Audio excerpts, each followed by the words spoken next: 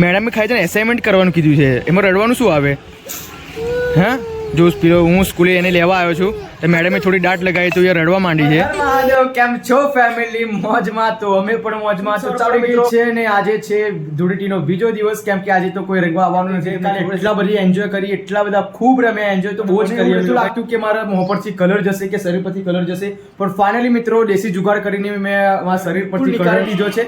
કેમ કે આપ જોઈ શકો છો કે ગઈકાલે કેટલો બધો કલર મારા મોં પર હતો, કેમ કે લોકોએ પાકો 20 રૂપિયાની 50 રૂપિયાની ટ્યુબ લાવીને મારા શરીર પર લગાવ્યા હતા. મેં બાકી રાખ્યા નતા, કેમ કે લોકોને પણ મેં જોરદાર રીતે લગાવી પડી ગઈ કે આપણાથી ડબલ મેં લગાવ્યો. હવે એક દિવસ હોય એન્જોય કરવાનો, તો એક વર્ષમાં એક જ દિવસ એવો આવે છે જે આપણે બધા એક સાથે મળીને ધૂળેટી રમીએ છીએ. જે દિવસ ગઈકાલે આપણો ગયો છે, તો કોઈની ભગવાન એવી જ પ્રાર્થના કરે છે કે આવનારો તહેવાર પણ જોરદાર મસ્ત રીતે આવે. આપણે ગુડ મોર્નિંગ થી કરી લઈએ, કેમ કે પીહુ ગઈ છે સ્કૂલ અને પપ્પા ગયા છે દવાખાને, કેમ કે મામા આવ્યા છે દવાખાને કાર્યક્રમ કરાવવાનો છે. થોડું ગભરામણ જેવું થાય છે, એટલા માટે એ પરમાનન્ટ દવાખાનામાં આવ્યા છે, તો પપ્પા સાથે ગયા છે. અને પીહુ સ્કૂલે ગઈ છે, તો પીહુને મારે લેવા જવાનું છે. આજથી ગુડ મોર્નિંગ ની શરૂઆત કરી લઈએ, કેમ કે મમ્મી અત્યારે તો શાક મારે છે. જોવો તો good morning mummy. Good morning. તો આજે ખાવામાં શું છે? તુવેરો, બટાકા, રીંગણ, હે ને? ઓકે, તો અહીંયા બધું કામકાજ ચાલુ છે. જો કે પપ્પા થોડી મદદ કરીને ગયા છે. પપ્પા મમ્મી આ તુવેરો ફૂલી ગયા ને? બરાબર. ચાલો મિત્રો, હવે ટાઈમ થઈ જવા આવ્યો છે, કેમ કે 15 જ મિનિટ બાકી છે પીહુને લેવા જવાની. જો કે પીહુને અત્યારે લેવા હું જાઉં છું. પીહુનો મમ્મી કલર બધો ગતો રહ્યો મોં પરથી કાઢે જ ને, કેમ કે પીહુને પણ બહુ જોરદાર લોકોએ કલર લગાવ્યા છે એક દિવસમાં, તો ખૂબ એન્જોય કરી. જો તમે એ વ્લોગ ના જોયો હોય તો પ્લીઝ તમે એ મારો પ્રીવિયસ વ્લોગ જોઈ લેજો, મેં અપલોડ કરી દીધો છે.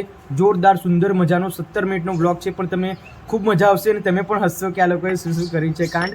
તો મળીએ થોડી વાર પછી. અમારી પીહુ અત્યારે રડે છે. કેમ રડે બેટા તું?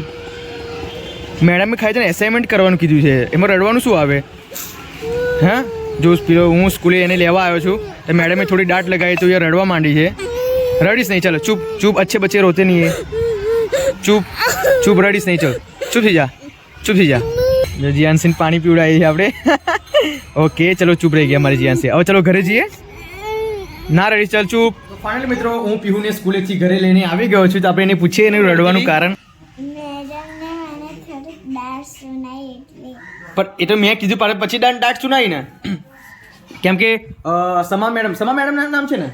ઓકે, તો સમા મેડમને મેં એવું કીધું હતું કે મેડમ તમે જે પણ ક્લાસમાં પ્રિપેરેશન કરાવો છો, તમે એસાઇનમેન્ટ જે પણ આપ્યું છે ઘરે પ્રિપેર કરતી નથી અને રમ્યા જ કરે છે. તો મેડમે એવું જ કીધું કે તું અહીંયા ક્લાસમાં કમ્પ્લીટ ભણે છે તો ઘરે કેમ પ્રિપેર નહીં કરતી, કેમ કે 9 તારીખે એની એક્ઝામ છે. જો કે તો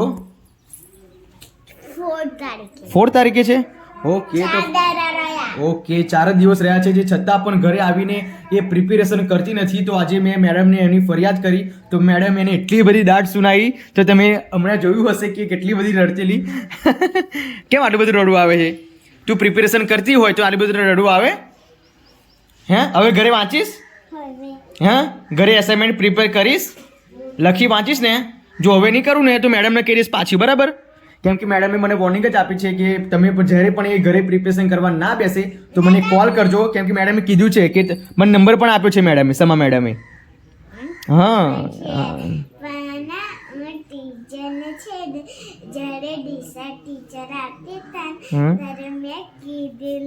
શું કે છે ને મારી પરીક્ષા આવે ને ત્યારે મને મારા મામા છે ને નતા શીખાતા, મોબાઈલ જોવે છે.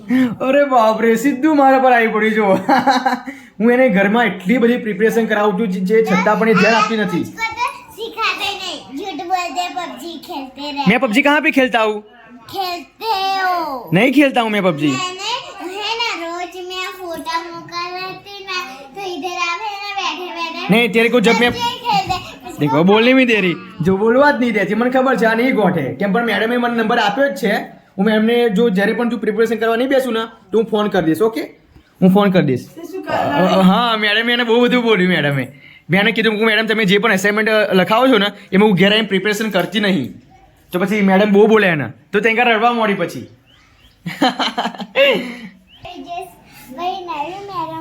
હા, તું આ પરીક્ષામાં પાસ થઈશ ને તો પછી નવા મેડમ આવશે. પછી આજે તને બહુ જ બોલે છે ને, બહુ જ મારે છે ને, એ મેડમ પછી જતા રહેશે, બરાબર? હા, એ બીજા ક્લાસમાં જશે, પછી બીજા મેડમ આવશે.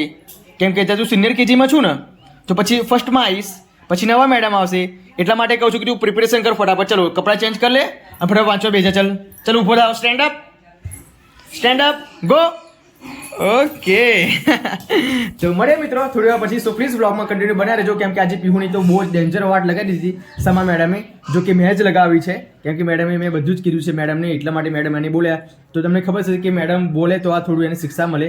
તો મળીએ થોડી વાર પછી. મિત્રો બપોરના 2:40 થઈ ગઈ છે અને અમારી પીહુ લેસન કરે છે. ઓ બાપરે, ઘડેલ આવી દોડવાની. હા પણ આ આવું કે આ પ્રોપર તરીકે ઇરેઝ કર ને. ચાલશે. ના ચાલે, સમા મેડમ મારશે બેટા.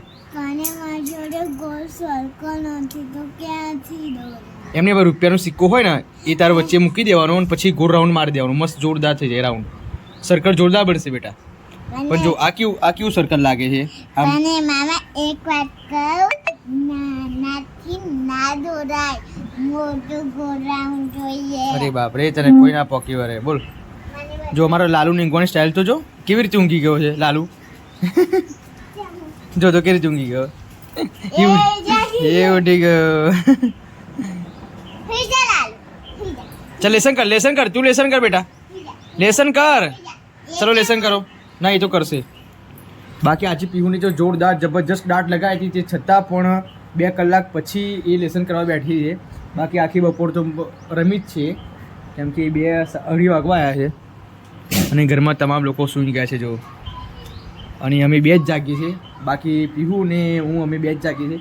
જો વીર ને રૂહી હોય તો અત્યારે તો જોરદાર અવાજ આવતો હોય નહીં. કોઈ નહીં ના ઊંઘવા દે અમારી રૂહી તો કંઈ નહીં. ચાલો આપણે પણ થોડું હવે આરામ કરી લઈએ. જો કે આરામ થશે તો આરામ કરશું, બાકી ઊંઘ આવશે તો ઊંઘી જઈશું.